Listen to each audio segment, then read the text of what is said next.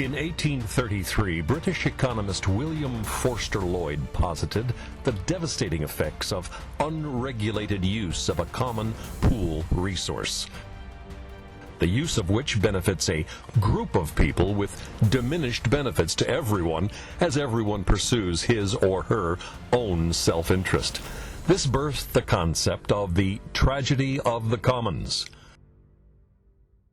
Made popular by the American ecologist Garrett Hardin, who used the analogy of ranchers grazing their animals on a common field to illustrate the dilemma faced by mankind when confronted with the freedom to make individual choices in situations where the sum total of individual, rational decisions has ramifications for the common good.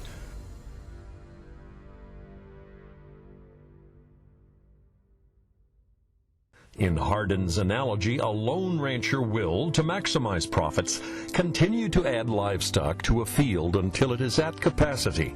The tragedy arises when the field is shared by multiple ranchers, as each rancher will keep adding livestock in an attempt to maximize profits. This will continue until and despite the fact that the field cannot grow grass fast enough to support all the livestock. Thus, the field dies and profits are lost for all the ranchers. In a shared resource pool, when thinking logically but not collectively, the benefits of using resources holds for the individual alone, while the costs are shared. The tragedy is that without some controls in place, resources ultimately become depleted due to overconsumption. This scenario is played out daily in numerous industries, having grave consequences. For Hardin, the solution for control was limiting access to the resources. Hardin believed that ultimately this is best accomplished by private ownership. However, there are many examples where this system is simply unfeasible. Fish, forests, water, and air are frequently touted examples of common pool resources where private ownership is not tenable. And for these, Hardin stated that the government should employ the regulating control. Economics Nobel Prize winner Elinor Ostrom demonstrated in her book Governing the Commons methodologies with which this is attainable without top-down regulations or privatization. In contrast to Hardin, these resources are often managed by local communities with limited governmental regulation. In these examples, members of a community with access to a common resource cooperate or regulate to exploit those resources prudently without collapse. This concept of scarcity is not limited to environmental resources. All industries must deal with scarcity and common resource pools.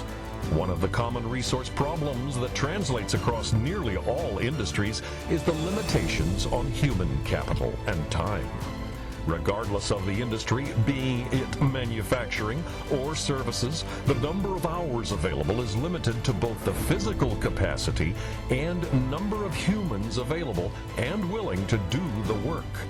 In 1834, by William Longson, stated, "Every other commodity when brought to market, if you cannot get the price intended, it may be taken out of the market and taken home and brought and sold another day.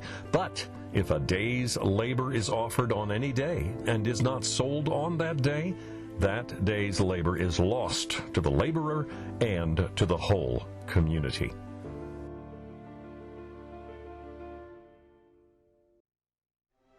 Human mental and physical capacities have elastic but definite natural limits to work.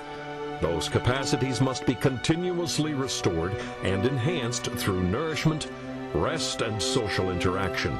This combination of finite limits and of the need for continuous recuperation and replacement gives labor the characteristics of a common pool resource. Karl Marx regarded labor not only as a marketable asset of private individuals, but also for the businesses and the development of society. When an organization is faced with resource scarcity, the common reaction is to increase consumption exponentially in anticipation of exhaustion of or loss of access to the resource. This is commonly tooted in the phrase, "strike while the iron is hot." Working for one employer at a given time precludes working for another. Hypothetically, the worker can refuse to work for any particular employer, thereby restricting access. It is in the best interest of the individual to work additional hours. However, as the number of hours increase, the returns on those diminish. Similarly, when the labor pool is shared, for example in project-based industries, those labor hours can be spent only on one project at a time. An employee can only work on one machine at a time in manufacturing. If the organization attempts to overuse the resource, human, then overall production reduces, as does quality. In service-based industries, client relationships falter, as does client satisfaction and retention. This graphic illustrates the dichotomy and conflict that organizations face when each entity pursues actions that are individually beneficial, R1 and R2. However, this results in an eventuality that leaves everyone without adequate resources, B1 and B2. You find examples in the medical industry. For example, a multi-payer health system experiences challenges with common resources. When acting in its own commercial interest, each health plan could restrict access to more costly treatments, thus collectively depriving patients of individual benefit. While the health of the organization may thrive, the collective losses of the community in decreased health will carry costs that are shared by society as a whole. Another issue faced in health care is the free rider system, in which those who carry insurance pick up the costs of those who do not. Two factors determine whether a free rider problem might emerge. First, the upfront investment must be significant to have a meaningful financial impact on a payer. To illustrate, vaccines will be available to treat infections such as COVID-19 with a limited number of doses. But we typically do not expect health plans to selectively seek patients who have recently overcome a bout of pneumonia. Second, the condition in question must be common enough to warrant attention.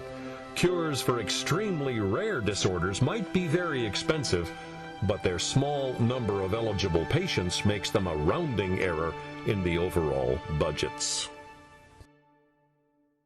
Secondarily, the longer it takes for the benefit to materialize, the more incentives insurers have to avoid patients that need the treatment.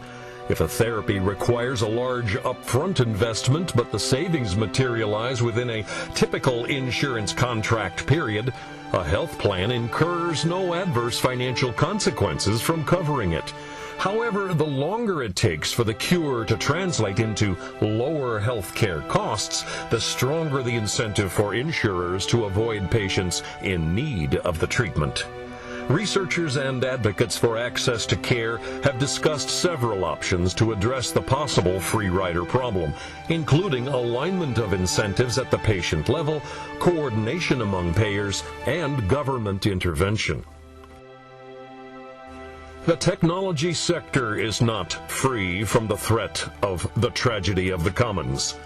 As technology advances, we become more adept at exploiting our environment. As our understanding of institutions advances, we become more adept at avoiding overexploitation. However, many people believe our technology is outpacing our institutions.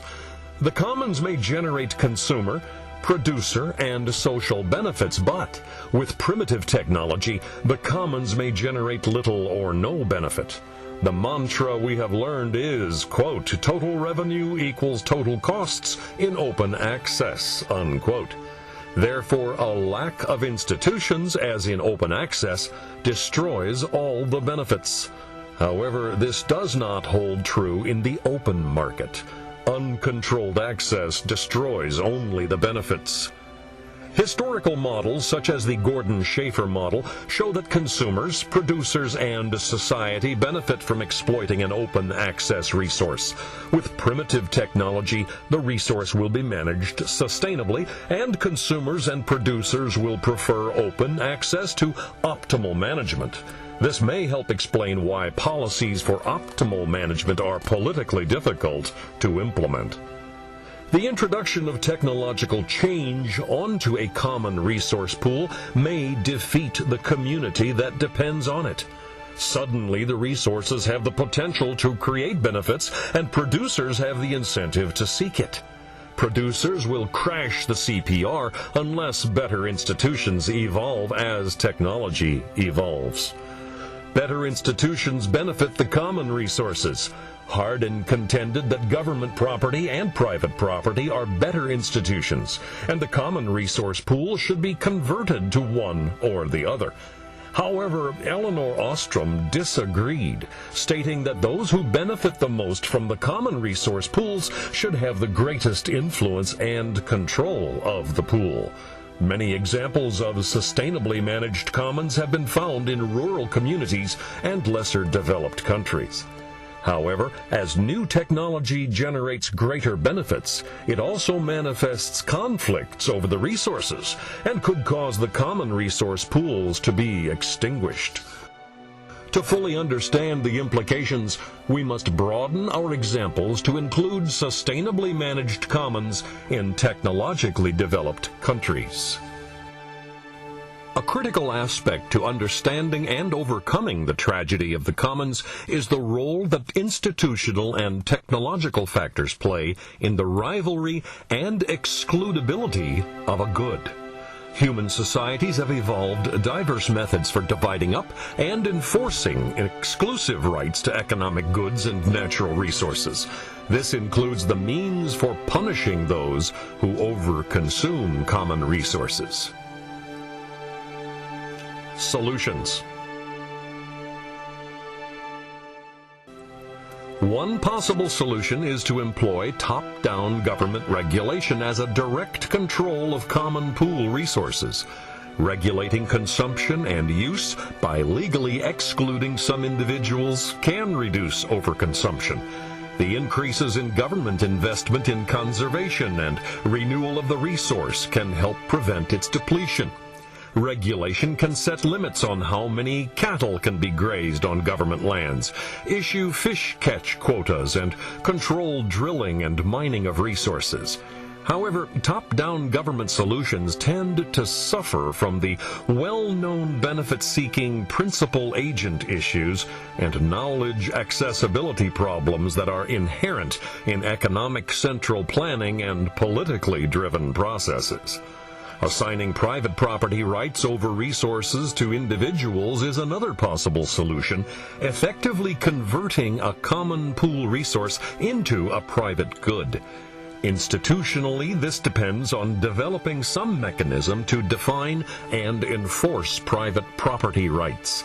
This could occur through the expansion of existing institutions of private property over other types of goods. Technologically, it would require developing some way to identify, measure, and mark units or parcels of the common pool resources off into private holdings, such as the branding of cattle.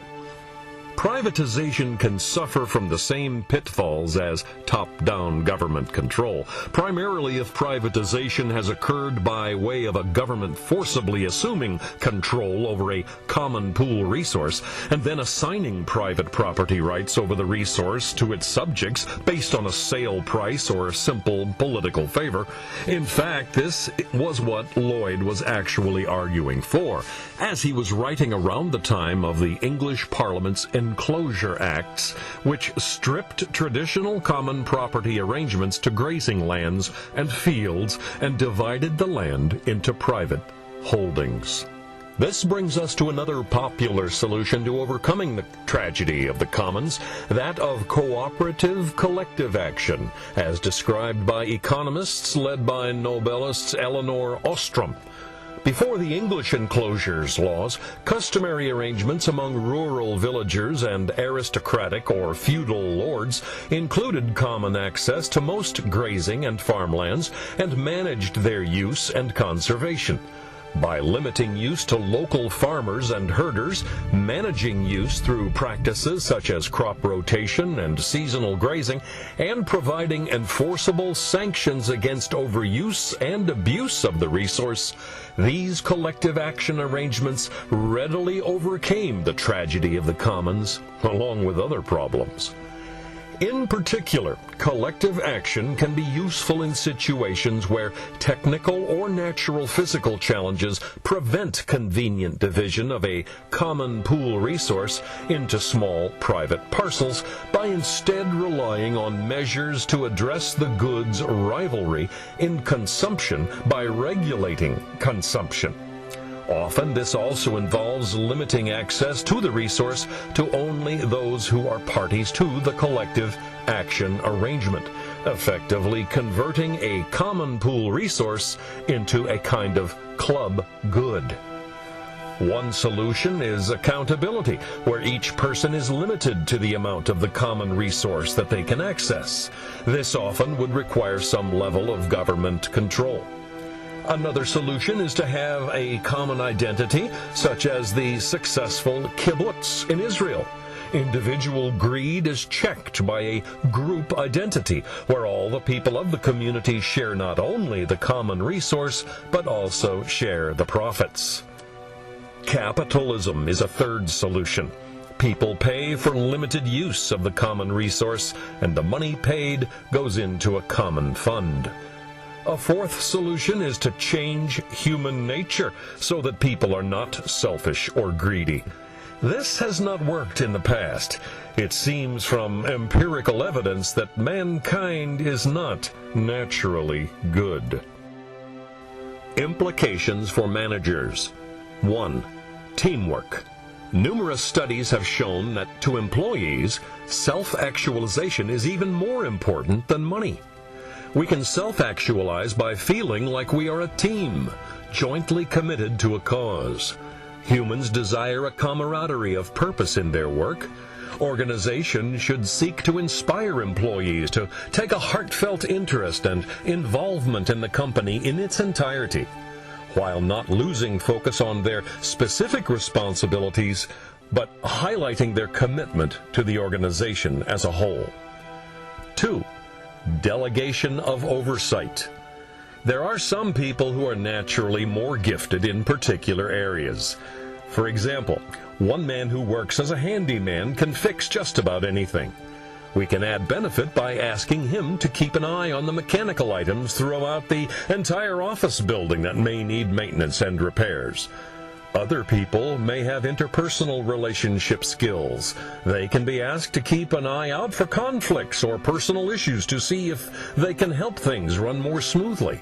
The idea is that the harmonious functioning of the team is that individual's personal responsibility. 3. Bridle the hypercritical. Not everybody is cut out to be a leader of a business. Some people are just too hypercritical, negative, or confrontational. How do you bridle them? Even if such people have skills, you will do well to avoid placing them in a leadership position, but they may thrive in a well-defined role. On the other hand, hypercritical people can be very good at finding things that need attention. Building strong interpersonal relationships with others in the organization increases understanding of the individuals in the company and answers questions on how best to avoid the depleting of human resources. 4. Feedback. Management should strive to provide relevant and positive feedback. However, when corrective feedback is necessary, it should be presented in a respectful manner. Work together to discover solutions that benefit the employee and the organization. This becomes a valuable tool to show employees what is important to the organization and that the organization genuinely cares about them. The tragedy of the commons is a tangible threat and is not to be underestimated. An understanding of the concepts and the recommendations outlined here is the key to the protection and management of common pool resources.